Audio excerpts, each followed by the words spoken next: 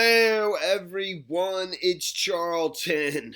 Please subscribe to my channel. Tap the notification bell, like this video. That helps me to keep making videos. I'd appreciate it majorly. So there is some new information about the two American teens who are accused of killing, or one of them stabbing to death a plainclothes Italian police officer a few days ago, and these two remain in jail while they continue to investigate.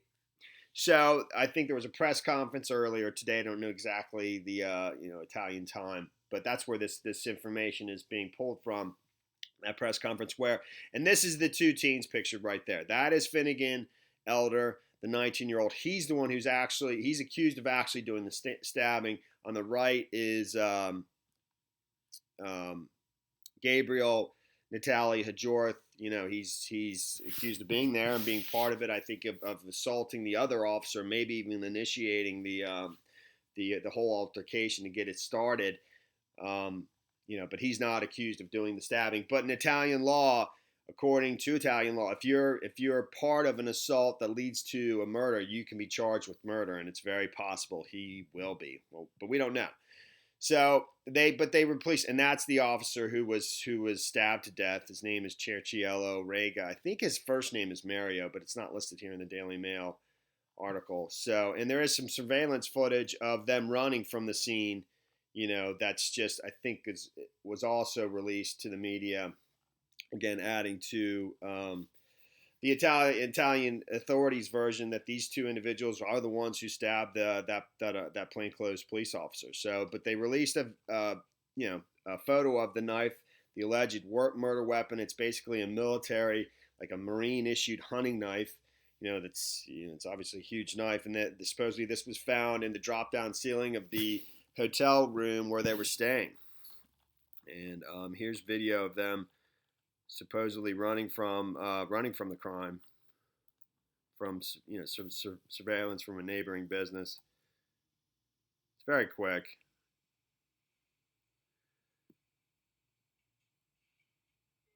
Actually, they have a bag in their hand, or one of them does.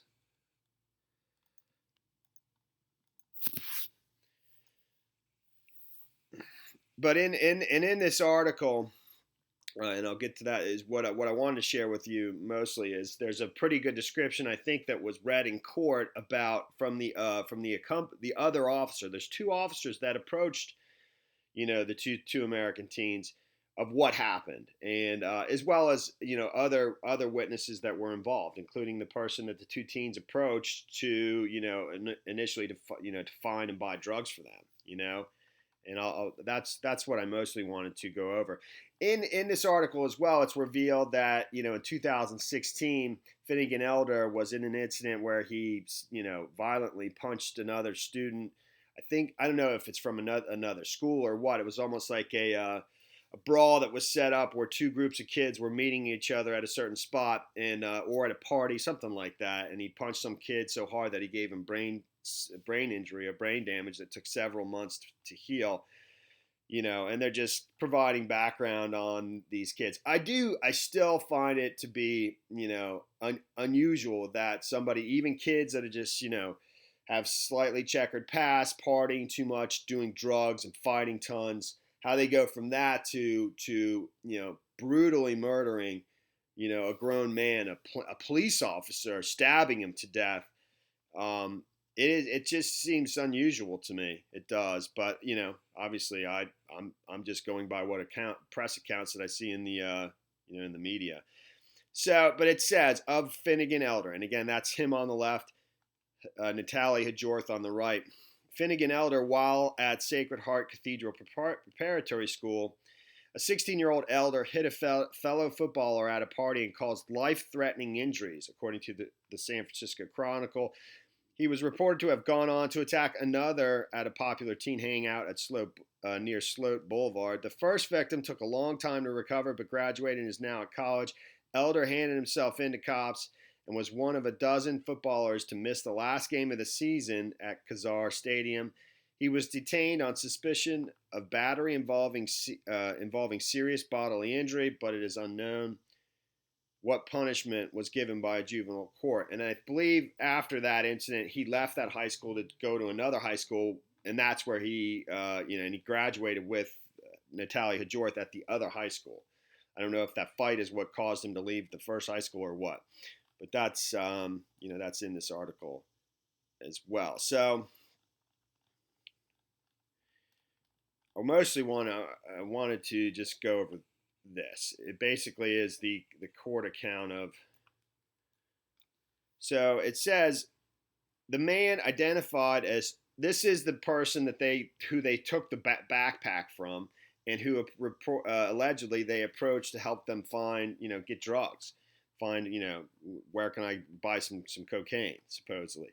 So the man identified as Sergio Brugiatelli told investigators that the two men with American accents approached them in Rome's Trastevere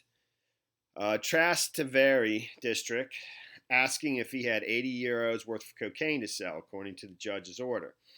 Brugiatelli said he did not, but accompanied one of the teens, a blonde he later identified as Natalia Hajorth, to a dealer in the neighborhood. Brugiatelli said the other teen, who he later identified as Elder, sat waiting on a bench where Brugiatelli had left his bag and a phone.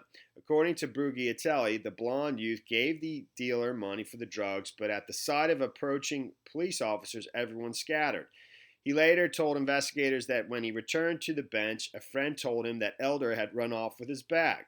Brugiatelli said he dialed his cell phone number, and one of the teens answered and demanded he bring 80 or 100 euros plus a gram of cocaine to a street near their hotel if he wanted the bag back. After police were informed of the extortion attempt, Cerciello Rega, that's the officer that was killed, and his partner, Andrea Variali, were sent to the rendezvous point, the judge said. Gallo noted that the teens claimed the officers did not show identification, but she said Variala told investigators both officers showed their badges and identified themselves as police. But the pair, even before we could carry out any kind of check, attacked us physically, she quoted Variala as saying. She said Variala told investigators Cerciello Rega yelled as he was struggling with Elder, "Stop, we're Carabinieri, enough." Carabinieri, I think, is the town, and that's the police department that they work for. He said Natalie Hajorth kicked, scratched, and punched him to break away. Then both teens fled. Variali said he saw his partner bleeding profusely from his left side before falling to the ground. He told me, "They stabbed me." The judge quoted Variali as saying, Cerciello Riga was eulogized Monday as a hero at a funeral in his hometown, Soma Vesuviana. So that's a description of what happened. I think this was, this is from court documents, or was read in court.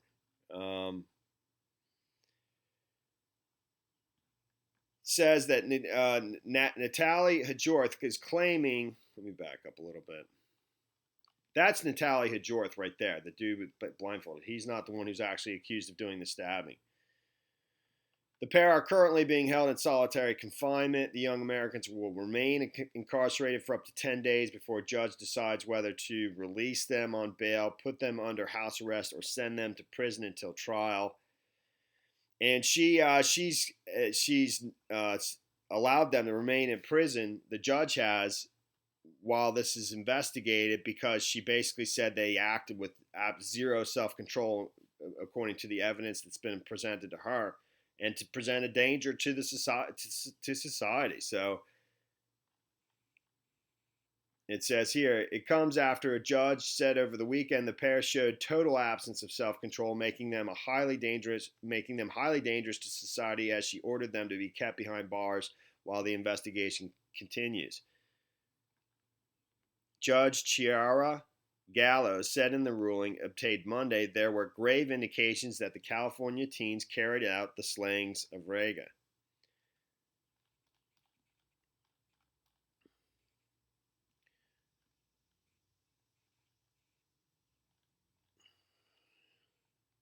The lawyer added, and this is the lawyer for Natalia Hajorth, I believe, added that his client had not yet been allowed to speak to his parents, but he was trying to persuade the Italian authorities to allow his client a phone call.